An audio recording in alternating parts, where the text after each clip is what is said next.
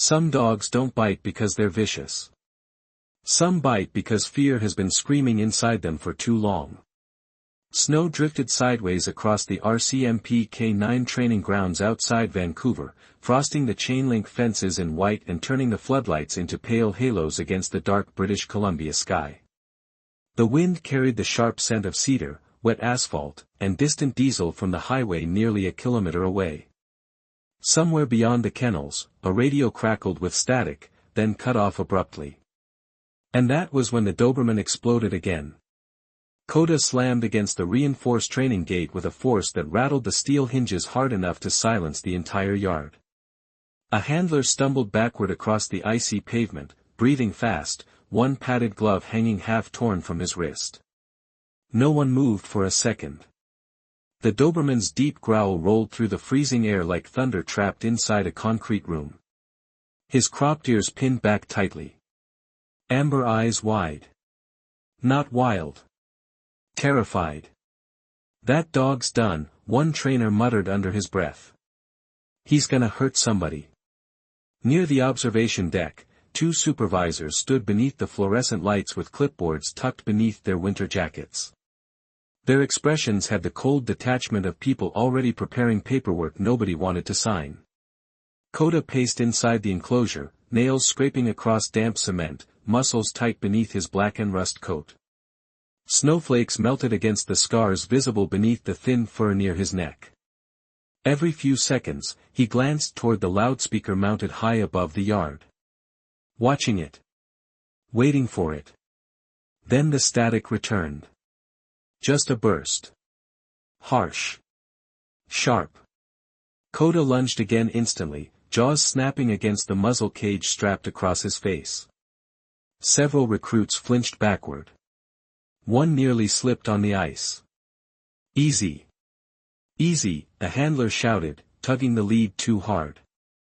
The Doberman twisted violently, panic surging through every movement. Not aggression. Panic. But nobody there seemed able to tell the difference anymore. Officer Nathan Mercer arrived late enough to miss the beginning of the chaos, but early enough to catch the silence that followed it. His dark RCMP cruiser rolled slowly beside the training yard, tires crunching over old snow. He stepped out into the cold wearing a charcoal winter jacket dusted with flakes around the shoulders. 38 years old. Tall. Broad through the chest. The kind of posture built from years of carrying tension instead of showing it. His pale green eyes swept across the scene once before settling on the Doberman. And then he stopped walking. Most officers noticed the teeth first. Nathan noticed the corners. The dog kept checking corners. Every few seconds, Coda's gaze snapped toward the fence line, the loudspeaker, the shadows near the equipment shed. Scanning for danger that wasn't there anymore. Nathan had seen that look before. Not in dogs. In people coming back from tactical response calls they never fully left behind. "That him?" Nathan asked quietly. A trainer exhaled sharply beside him. "Transferred from Vancouver Tactical 3 weeks ago. For bite incidents already. Evaluation boards inside deciding whether to wash him out." Another crash echoed through the yard as Coda struck the gate again after another burst of radio static hissed overhead. Nathan watched the dog carefully. The breathing. The pacing. The trembling hidden beneath the aggression. The fear buried inside the noise. Around them, snow continued falling softly across the floodlights and silent kennels. "What command calms him down?" Nathan finally asked. The trainer gave a humorless laugh. "Nothing calms him down." But Nathan kept watching the Doberman through the swirling snow, eyes narrowing slightly as Coda suddenly froze mid-growl and stared directly at him through the steel bars. Not threatening. Not angry. Just waiting. As if somewhere beneath all that fear, the dog was hoping one human being might finally understand why he couldn't stop fighting shadows. The wind grew harsher after sunset, driving needles of snow against the kennel windows while the training facility settled into uneasy silence. Most of the recruits had already gone home to warm apartments, late dinners, and hockey games humming softly from television screens across Vancouver. But inside the reinforced K9 wing, the fluorescent light still buzzed faintly overhead, washing everything in pale white that smelled of bleach, wet concrete, and cold metal. Coda had not stopped pacing. Back and forth. Back and forth. Nails clicking sharply against the floor in restless rhythm. Officer Nathan Mercer stood outside the enclosure with a paper cup of burnt coffee cooling slowly in his hand. He watched without speaking. Every few minutes, the Doberman glanced toward the ceiling speakers mounted along the corridor. Watching them the way soldiers watched rooftops in dangerous neighborhoods. Waiting for the next threat to arrive. "He does that all night," said Constable Reed Sullivan from behind the desk near intake. The younger officer looked exhausted, dark circles beneath his eyes. "Won't settle. Won't sleep longer than 10 minutes. Nathan kept his eyes on the dog. "How old?" "3. Maybe 4. Files incomplete." Reed slid a thin folder across the counter. The paper edges were bent from too many hands already trying to figure the dog out. Nathan opened it slowly. Several pages had entire sections blacked out. Transfer reports. Behavioral assessments. Tactical deployment records from Vancouver Island. One photograph showed Coda wearing a police harness beside another handler whose face had been cropped from the image entirely. Nathan frowned slightly. "Why redact the handler?" Reed lowered his voice. "Nobody says much about that part." Outside the kennel, snow tapped softly against the high windows. Coda stopped pacing suddenly. His body stiffened. Somewhere deeper in the building, a maintenance radio crackled alive for barely 2 seconds. The reaction was instant. The Doberman lunged backward into the far corner of the enclosure so violently the water bowl overturned across the floor. Not rage. Fear. Raw and immediate. Nathan set the coffee aside slowly. Most people saw aggression and responded with force. Louder voices. Tighter leashes. Harder restraint. But fear had its own language if someone bothered listening long enough. He crouched slightly near the gate, keeping distance between them. Coda's breathing remained fast. Wide chest rising and falling beneath the black coat still damp from melted snow tracked in from the yard earlier. The scars beneath his neck showed clearer now beneath the fluorescent glare. Small marks. Thin lines. Too evenly spaced to come from fighting. Nathan's expression hardened almost invisibly. "Who trained him before transfer?" Reed hesitated. "A contractor named Marcel Vey. Tactical K9 consultant. Left 6 months ago." "Why?" "Internal review." Nathan looked back toward the trembling Doberman. "Review for what?" Reed gave a tired shrug. "Nobody tells patrol much." Silence settled between them except for the hum of the heating vents. Coda remained pressed against the far wall, amber eyes fixed on Nathan now instead of the speakers. Suspicious.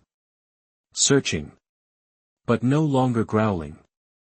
Nathan slowly removed his winter gloves and placed them on the floor outside the kennel. A simple thing. Bare hands instead of authority. No threat. No dominance. Just calm. Reed stared at him. "You seriously thinking about working with him?" Nathan didn't answer immediately. He remembered another dog years ago. A Belgian Malinois named Archer. Smart. Loyal. Brave enough to enter rooms most humans feared.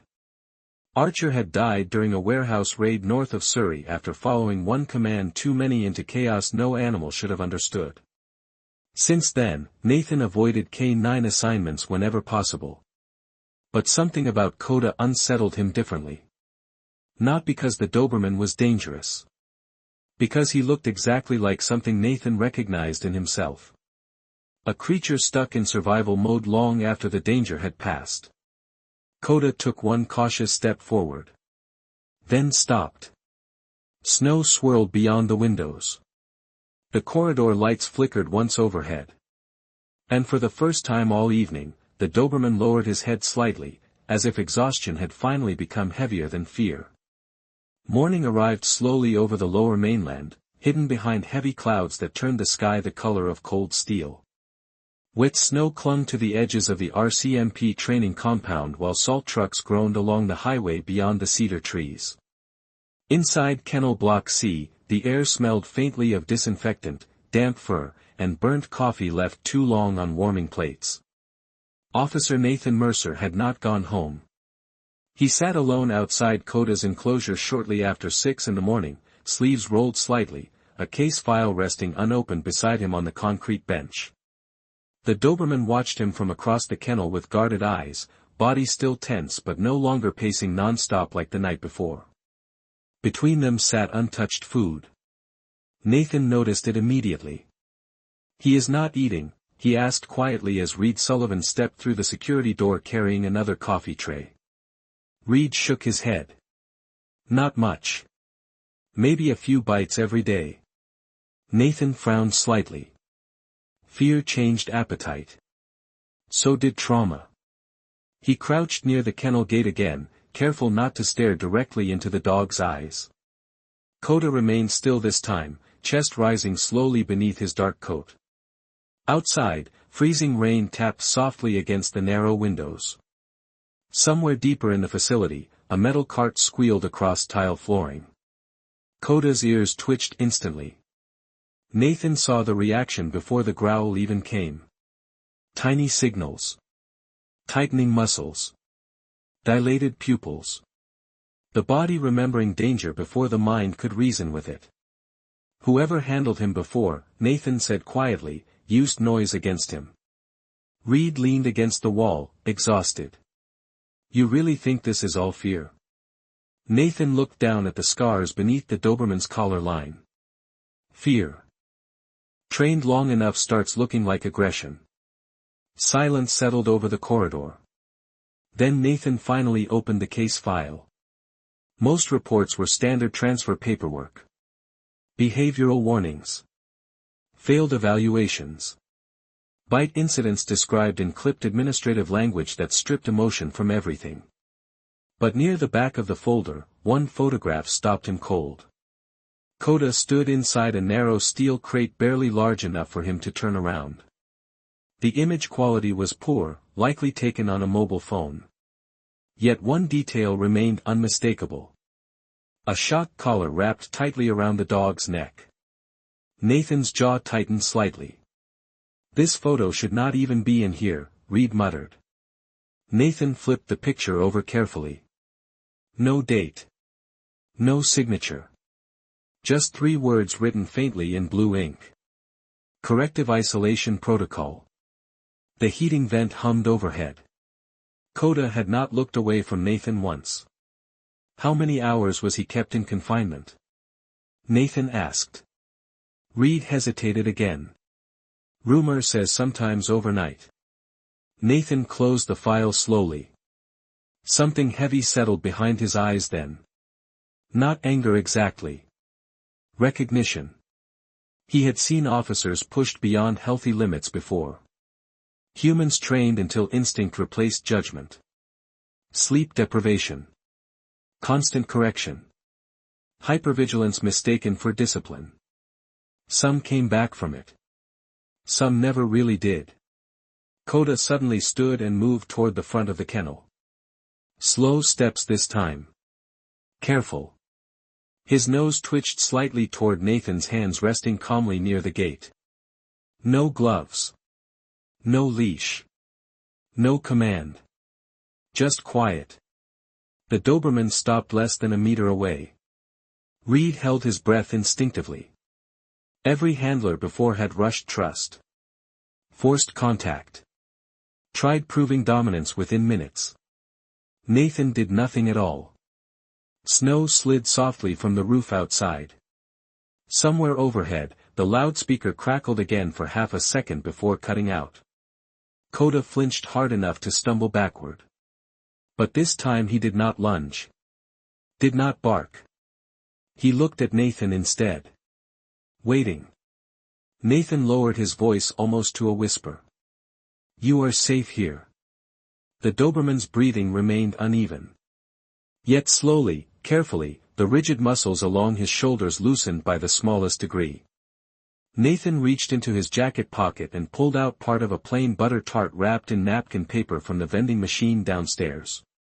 He placed it gently near the kennel opening and stepped back. Coda stared at it for several long seconds before inching forward. The movement was cautious, almost ashamed. Like a creature expecting punishment simply for being hungry. Nathan felt something twist quietly inside his chest then. Not pity. Something older than pity. Grief, perhaps. Because for the first time since Archer died, he realized he was not looking at a dangerous dog at all. He was looking at a partner somebody else had already given up on. By late afternoon the storm had weakened into a steady curtain of freezing rain that coated the RCMP compound in silver. Water dripped from the kennel roofs in slow rhythmic taps while the training yard beyond the fences sat empty beneath low clouds rolling over the mountains.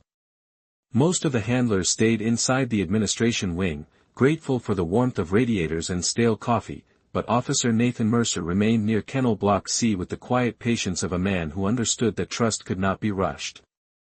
Coda lay near the back wall of the enclosure, watching him carefully through half-lidded amber eyes. The Doberman had finally eaten the rest of the butter tart nearly an hour earlier, though he had done it cautiously, pausing between bites as if expecting the kindness to disappear at any moment. Nathan sat on an overturned equipment crate just outside the gate with an old file folder balanced across one knee. Rain ticked softly against the narrow windows above them. Somewhere in the distance, a ferry horn echoed low across the inlet beyond Vancouver Harbour. You know what your problem is? Nathan murmured quietly without looking directly at the dog. You think every room is still dangerous. Coda's ears twitched slightly at the sound of his voice. Nathan flipped through more of the transfer reports in silence. Most were useless. Generic phrases. Aggressive response. Failed reintegration. Unstable behavioral patterns. Words written by people trying to summarize fear without ever naming it properly. Then he found another incident note buried near the back. Handler exposure during corrective conditioning. Nathan's expression hardened faintly. Corrective conditioning. Cold language for something that often crossed lines nobody wanted documented. Footsteps echoed down the corridor. Sergeant Elise Bouchard entered carrying a tablet beneath one arm, her winter boots leaving thin streaks of melted snow across the tile floor.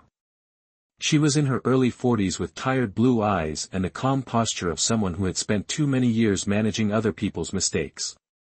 I heard you stayed overnight with him, she said quietly. Nathan nodded once. He stayed calmer. Elise glanced toward Coda. Evaluation board wants a final recommendation tomorrow morning. Nathan closed the file slowly. You already know what they want. She did not answer immediately. Outside, wind rattled the chain-link fencing. Nathan, she finally said, lowering her voice, for incidents in under 2 months. Public safety matters.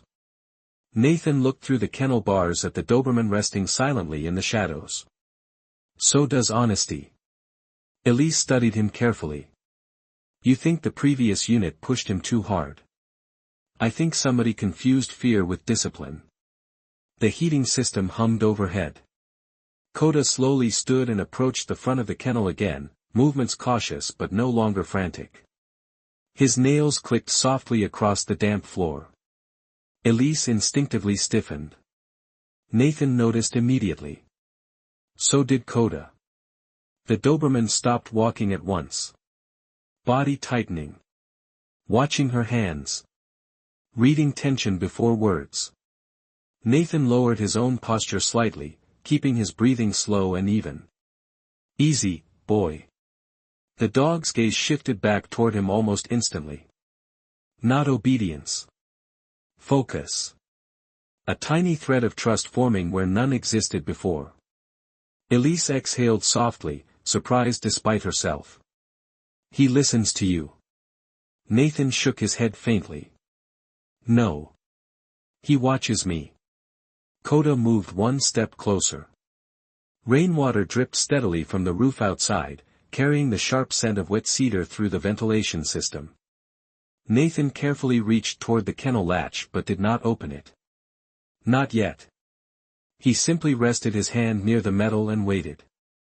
Several long seconds passed. Then slowly, almost uncertainly, Coda lowered his head near Nathan's hand on the opposite side of the bars. The Doberman's breathing trembled slightly. Nathan could see tiny scars along the muzzle now. Older than the report suggested. Older than anyone admitted. Behind him, Elise spoke quietly. You really think he can recover? Nathan kept his eyes on the dog. I think something happened to him that should never happen to a police partner. Coda closed his eyes briefly for the first time since Nathan had met him. Just 1 second. One fragile second of rest. And somehow that tiny moment felt heavier than every growl, every report, every warning label attached to the dog before this. Because exhausted creatures only closed their eyes near someone when a small part of them finally believed they might survive the night. The next morning arrived wrapped in thick coastal fog that swallowed the pine trees surrounding the RCMP compound and muted the world into shades of pale gray. Moisture clung to every fence, every kennel latch, every cruiser parked motionless beneath the dim security lights. Officer Nathan Mercer stood alone outside the administrative records office shortly after 7, holding a cardboard cup of black coffee that had already gone cold in his hand. Sleep had barely touched him. Not because of paperwork. Because every time he closed his eyes, he saw Coda flinching at sounds no one else even noticed. Inside the building, fluorescent lights hummed softly above rows of filing cabinets and dusty archives dating back decades. Sergeant Elise Bouchard sat at a desk near the rear office reviewing evaluation reports while rain whispered steadily against the windows. Nathan placed the thin transfer file down in front of her without speaking. Elise looked up slowly. You found something. Nathan nodded once. Not enough. But enough to know the reports are incomplete. He slid the photograph of the crate across the desk. Elise studied it carefully, her expression tightening almost immediately. Where did this come from? Buried inside the file. It should not be there. Nathan leaned against the edge of the desk, exhausted lines visible beneath his pale green eyes. Exactly. Silence settled heavily between them. Outside, somewhere beyond the fog, a seaplane engine echoed faintly over Vancouver harbour before disappearing again. Elise finally sighed and opened a secure database terminal. Marcel Vey resigned before internal review finished, she said quietly while scrolling through restricted records. Officially, there was insufficient evidence for disciplinary action. Nathan gave a humorless exhale. There usually is. More files appeared on the screen. Incident logs. Anonymous complaints. Veterinary concerns quietly dismissed. Several handlers transferred units within months of working under Vey's program. One report mentioned excessive correction methods during tactical conditioning exercises. Another referenced prolonged kennel isolation during behavioral suppression training. Nathan's jaw tightened as he read. Suppression, he repeated quietly. Not rehabilitation. Elise looked toward the hallway to ensure nobody else was listening. There were rumors he believed fear created faster obedience. Nathan stared silently at the screen for several seconds. Outside the office windows, freezing rain streaked across the glass like fading tears. He remembered Archer again then. Not the warehouse raid. Earlier memories. Long patrols through Surrey during winter storms. Archer asleep in the passenger seat beside him after 12-hour shifts. Trust built slowly through patience instead of intimidation. Partnership instead of control. Nathan lowered his eyes. Fear creates survival, he said softly. Not loyalty.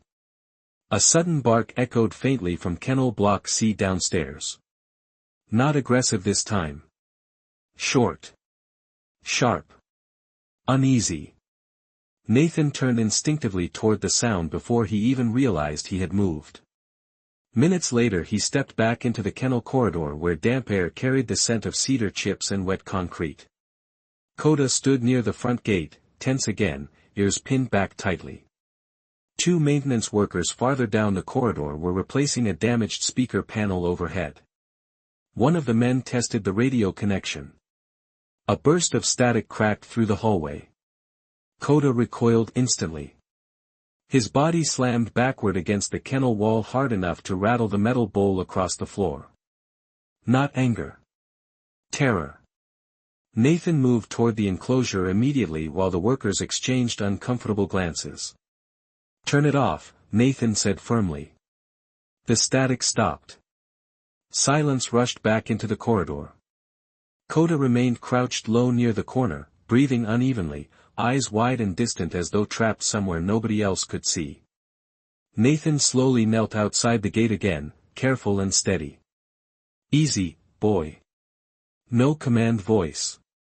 No sharpness. Just calm. Coda's eyes flicked toward him slowly. The Doberman trembled visibly now beneath his dark coat. Nathan noticed something new then. Every time the static ended, Coda waited. Bracing for something worse afterward. As though pain had always followed noise before. The realization settled into Nathan's chest like ice water. Somebody had conditioned this dog to expect suffering. Not once. Repeatedly. Long enough to carve fear deep into instinct itself. Nathan rested one bare hand gently against the cold kennel bars. Nobody is hurting you here, he said quietly.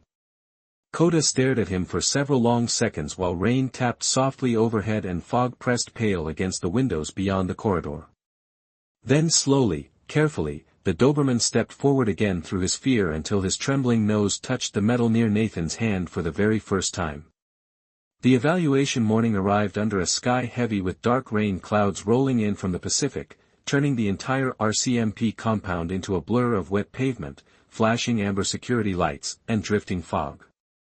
Water streamed from the rooftops in steady sheets while cold wind rattled the chain-link fences surrounding. The tactical training yard. Officers gathered beneath the covered observation platform wearing thick winter jackets and carrying clipboards already damp at the corners. Nobody spoke much. The mood felt less like a training exercise and more like waiting outside a hospital room before difficult news. Officer Nathan Mercer stood alone near the far gate with his hands tucked quietly into his coat pockets. Across the yard, Coda paced inside the enclosed assessment pen, black coat slick with rain, amber eyes tracking every movement around him. But today there was something different beneath the tension. The frantic energy had softened into caution instead of chaos. Sergeant Elise Bouchard stepped beside Nathan beneath the shelter. Board wants one final behavioral test, she said quietly over the sound of rain. If he fails again, they are done. Nathan nodded once without taking his eyes off the Doberman. A recruit entered the pen carefully wearing padded sleeves and carrying a standard lead harness. Young. Nervous. Coda noticed immediately. Dogs always noticed fear first. The recruit approached too quickly. Rain drummed harder against the metal roofing overhead. Somewhere above the yard, the loudspeaker crackled with static as dispatch tested radio channels before morning patrol shift. The effect on Coda was immediate. His body locked rigid. Ears pinned flat. Breathing sharp and uneven. The recruit hesitated at exactly the wrong moment. Fear met fear. Coda lunged sideways suddenly, barking hard enough to echo across the soaked training yard. The young officer stumbled backward on the wet pavement and lost grip on the lead. Several people shouted at once. Control the dog. Grab him. Another burst of radio static shrieked overhead through the speakers. Coda spiraled instantly into panic. Not rage. Panic. He cornered the recruit against the fence, barking wildly, body trembling so hard it looked painful. The recruit froze completely. One supervisor reached toward his sidearm instinctively while another officer grabbed for the tranquilizer kit near the gate. Rain blurred across the floodlights in silver streaks. Voices rose. Boots splashed across puddles. And through all of it, Nathan saw the same thing he had seen from the beginning. Coda was not trying to attack. He was trying to survive something invisible. Nathan stepped through the gate before anyone could stop him. "Mercer," somebody shouted sharply behind him. "Do not get close." But Nathan kept walking slowly across the rain-soaked pavement toward the Doberman. No weapon. In his hands. No leash. No shouting. Coda barked again, backing tighter against the cornered recruit whose face had gone pale with fear. The loudspeaker hissed once more overhead. Nathan stopped several meters away and lowered his posture slightly, rain dripping from his dark hair onto his jacket collar. "Coda."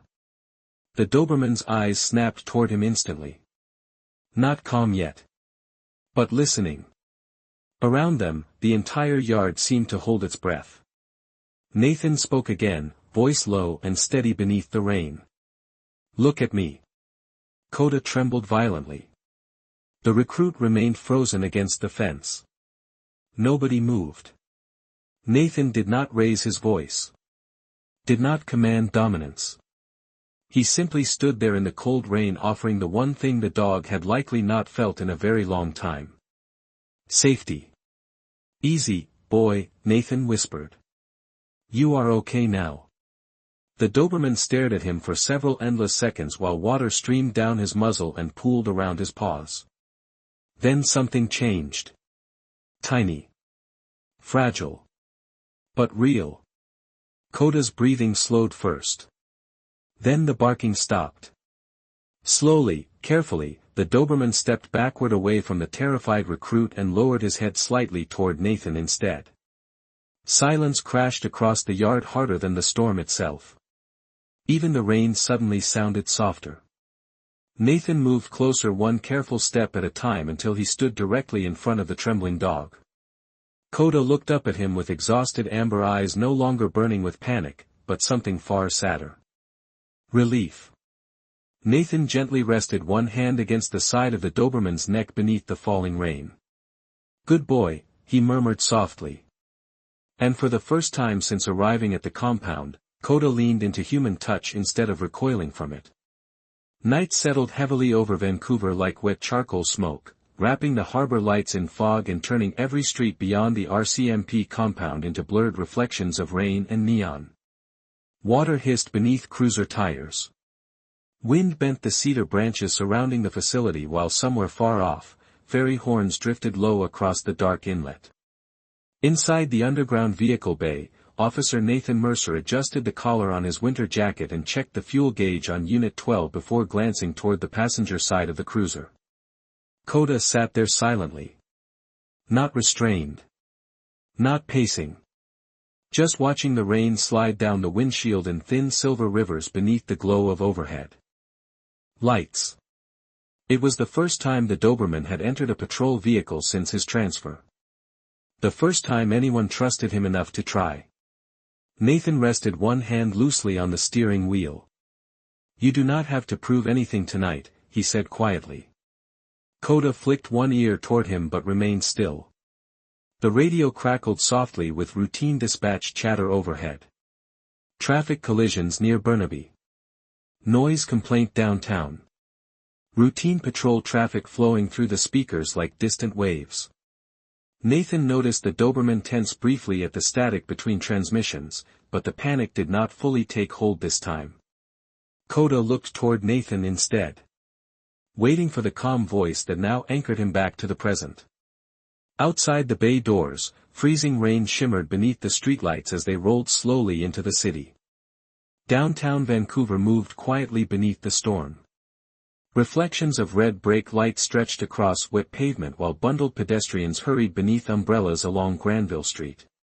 Nathan drove with one hand relaxed against the wheel, the other resting near the console beside Coda. No sudden movements. No pressure. Beside him, the Doberman sat alert but composed, amber eyes scanning intersections and alleyways with trained precision that fear had nearly buried. Funny thing about trust, Nathan murmured softly while waiting at a red light near Gastown. Nobody can force it. Coda turned his head slightly toward him. Then the radio came alive sharply. Unit 12, possible disturbance reported near waterfront station parking structure.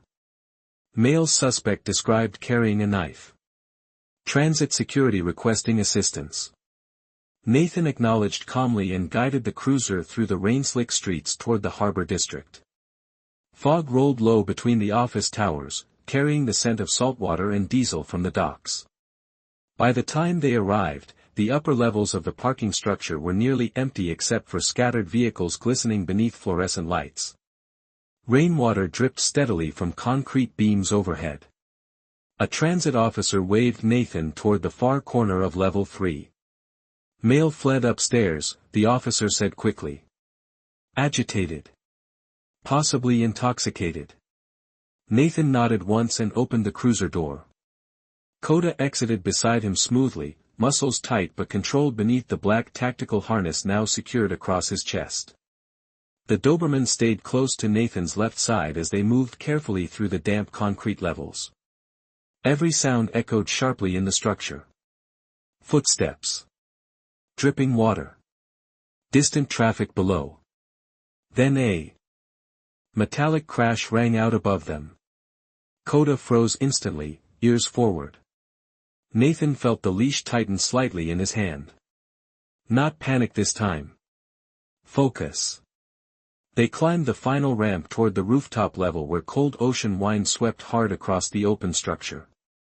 Near the far barrier, a man stood shaking beside an overturned shopping cart, breathing unevenly, one hand clutching a small folding knife pointed downward more in fear than aggression. His clothes were soaked through from the storm. "Sir," Nathan called calmly over the wind, "put the knife down so we can talk." The man backed away instinctively at the sight of Coda, panic flashing across his face. For one dangerous second Nathan felt tension surge through the leash beside him. Old instincts. Old fear.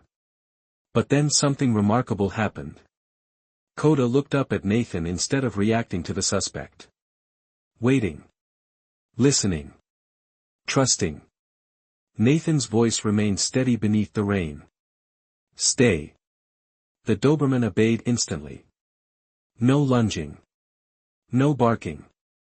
Just controlled stillness despite the chaos around him. Nathan slowly approached the frightened man and continued speaking calmly until trembling fingers finally released the knife onto the wet concrete with a soft metallic clatter. Several moments later backup officers arrived, their flashing lights casting blue and red reflections across the rooftop puddles. One constable stared openly at Coda beside Nathan. "That is the same dog from evaluation." Nathan clipped the leash gently back onto Coda's harness.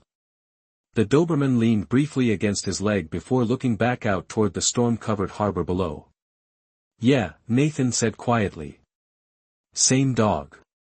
But deep down, standing beneath the freezing Vancouver rain with the city lights glowing through the fog around them, Nathan understood something the reports never could. Coda had never truly needed punishment to become safe. He had needed one person willing to show him that not every command in this world would end in pain. 3 weeks later, winter settled deeper across British Columbia, covering the city in pale mornings and long blue evenings where fog drifted low between buildings and every breath turned silver in the cold air. The storms had eased, but the harbor wind still carried that familiar scent of saltwater, cedar, and distant snowfall rolling down from the mountains. At the RCMP compound outside Vancouver, routine slowly returned to normal. Recruits crossed the training yard with steaming coffee cups in gloved hands. Patrol cruisers rolled in and out beneath frost-covered lights. Radios crackled softly through the early dawn while somewhere nearby, a snowplow scraped against frozen pavement. And for the first time since his transfer, Coda slept through the noise.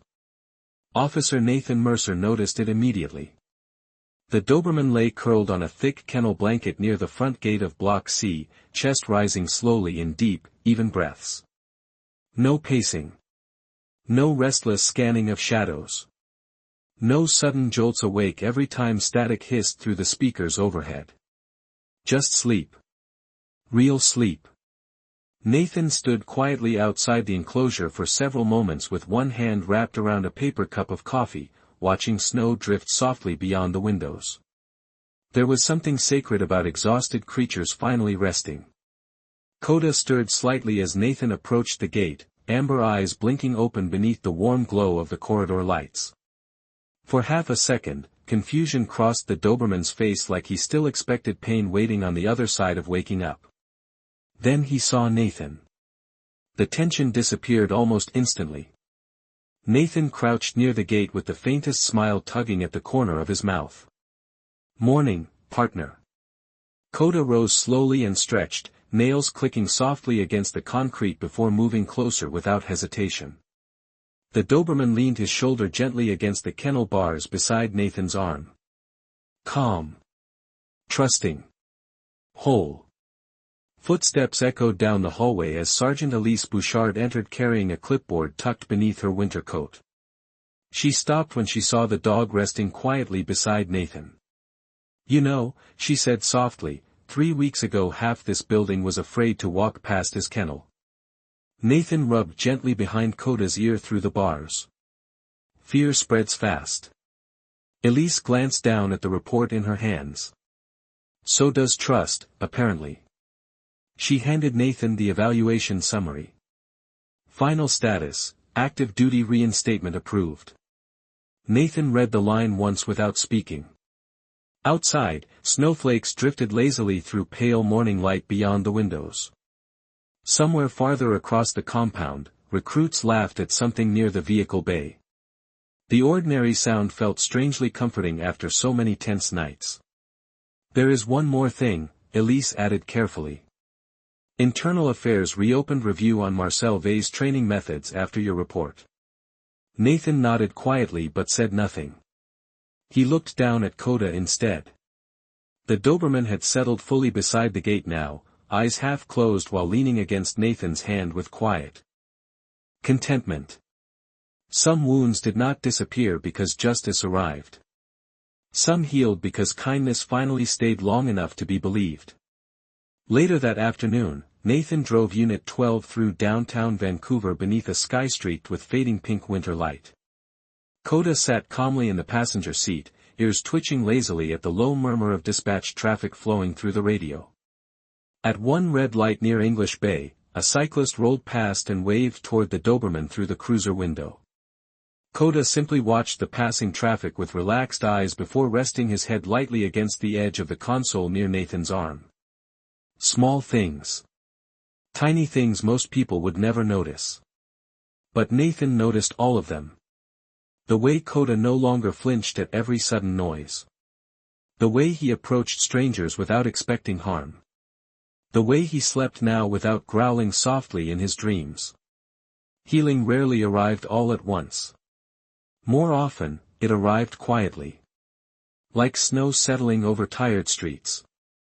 Like a frightened dog finally closing his eyes beside someone he trusted.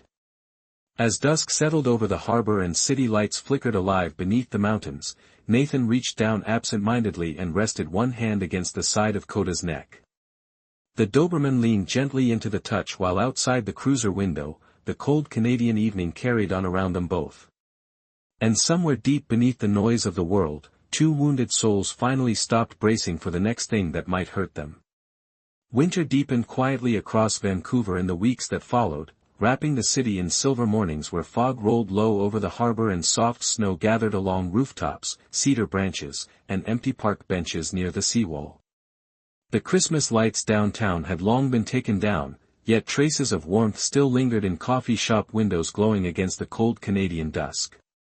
At the RCMP compound outside the city, life moved forward the way it always did. Patrol shifts changed before sunrise. Radios crackled softly through dark hallways. Boots crossed wet concrete while steam rose from paper cups clutched in tired hands. But inside Unit 12, something gentle had taken root where fear once lived.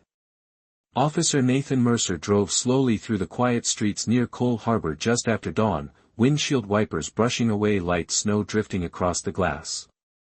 Beside him, Coda rested peacefully against the passenger seat, head lowered comfortably near Nathan's arm. The Doberman no longer stared constantly at corners or flinched at every burst of static through the radio. Sometimes his ears still twitched at sharp sounds. Sometimes old fear flickered briefly behind his amber eyes. Healing was never perfect. Nathan understood that better than most. But now, when uncertainty surfaced, Coda looked toward him instead of preparing for battle. Trust had replaced survival little by little, one calm moment at a time. The cruiser rolled to a stop near the waterfront overlook where mountains rose pale blue beyond the harbor beneath the early morning sky. Snow drifted lazily through the cold air while gulls circled above dark ocean water below. Nathan shut off the engine, and silence settled softly around them except for the distant sound of ferry horns moving through the fog. Coda lifted his head slowly and watched the snow beyond the windshield. Nathan smiled faintly. Beautiful morning, huh? The Doberman leaned gently against his shoulder in response. No command. No training exercise. Just quiet companionship between two souls who understood exhaustion more than words ever could. Nathan stepped out of the cruiser with a steaming coffee in one hand while snow crunched softly beneath his boots. Coda followed close beside him, black coat dusted lightly with white flakes as they walked toward the railing overlooking the harbor. The cold wind carried the scent of saltwater and cedar through the pale morning light. Far below them, tugboats moved slowly through the inlet like shadows drifting across glass. Nathan rested his forearms against the railing and stared silently toward the mountains.